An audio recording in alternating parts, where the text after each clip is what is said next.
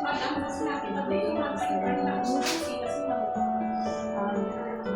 I will perform the first, we will check the declarations of the patient, time of death by the physicians, and after that we will ask the family of the patient if they have legitimate beliefs of what they're going to do with their loved ones so that we will not interfere with what will happen. Hindi ako nag-ano sa kanya kasi After that, I will just wear my personal protective equipment.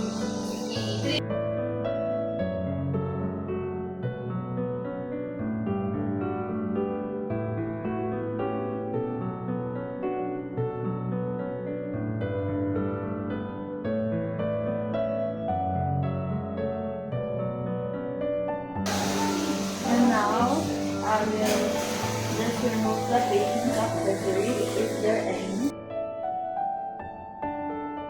Seems that the patients don't have any accessories on him. Now I will perform the bedtime.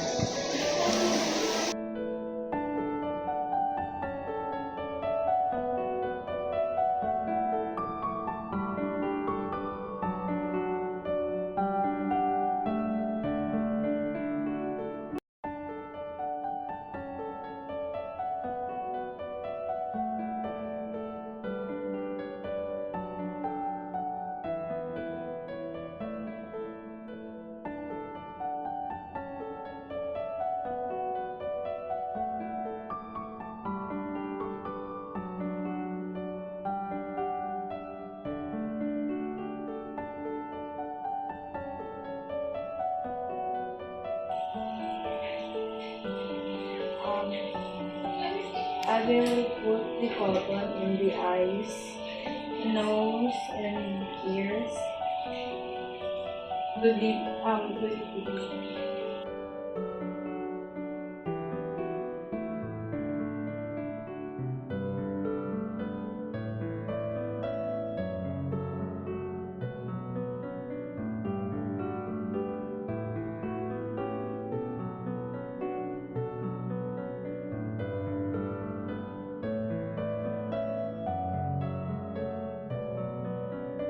Now I will just put the cravat on his chin because the muscle will stiffen about 15 to 20 minutes.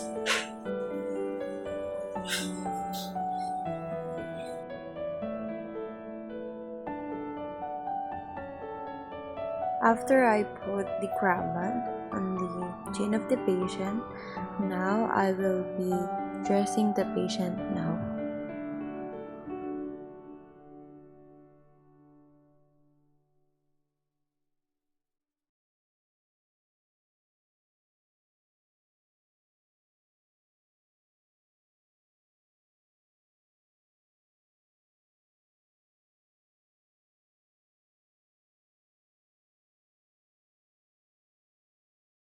After I dress the patient, I will be now putting the tags which have the patient's name, confirmation of the patient, date and time, and the physician on the foot and hands of the patient.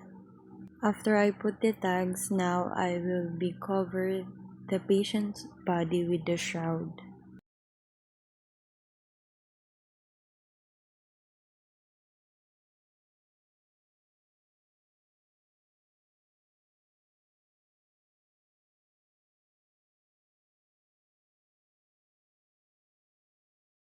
After I covered the patient's body with the shroud and secured with a pin, I will also put a tag on the top of it.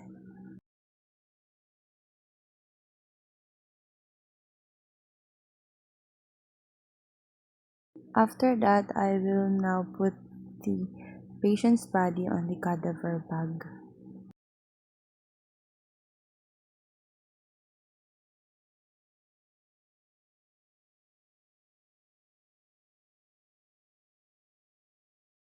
Because of lack of equipment, let's assume that the patient's body is on the cadaver bag.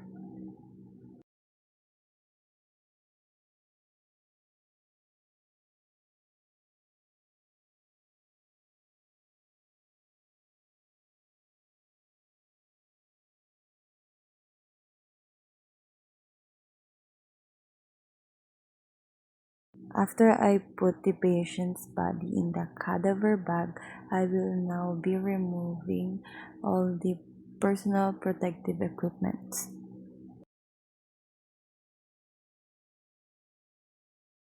After I remove the PPE gown, now I will be sanitizing before I remove my mask. All the materials that are used in this procedure will be disposed properly.